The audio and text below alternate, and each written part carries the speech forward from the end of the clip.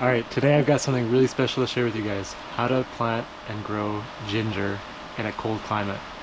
So we are out here in Papineauville, Quebec. We're in a 4B zone. And in this trench that I've dug between our tomatoes, 50 foot,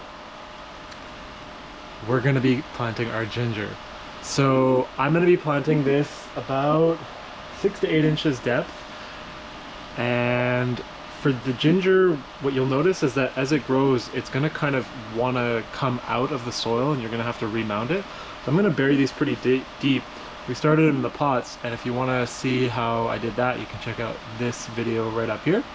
But for now, let me show you. So this ginger right here is the first stage, and as you can see, it's just started to form some little roots on it, but it hasn't actually produced any leaves.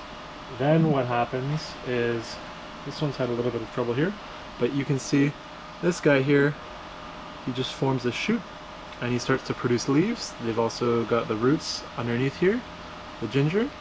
So this right here has 3 plants on it, but is actually one root piece of ginger. And then as the plant grows and develops, you're going to get something that looks more like this. So this one is really, really healthy. This is all root mass right here. Okay, this big ball. So this guy is going to be doing very nice. And that's pretty much all there is to it. The main thing is the heat. I've seen other producers use a plastic bag that has holes so the plants can still breathe. We don't actually have that.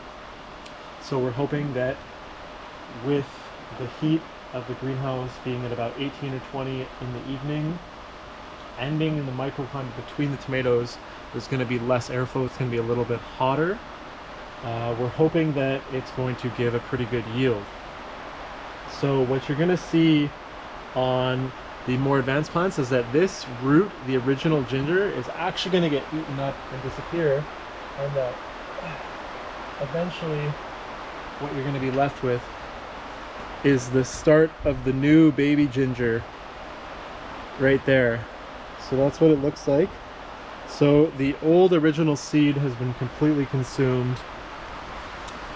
This is no longer there. I've actually broken off a little piece of it here by accident, but I could still try and plant that. There's a chance that it will rot. However, I'm going to throw it in, especially the piece that has the roots on it.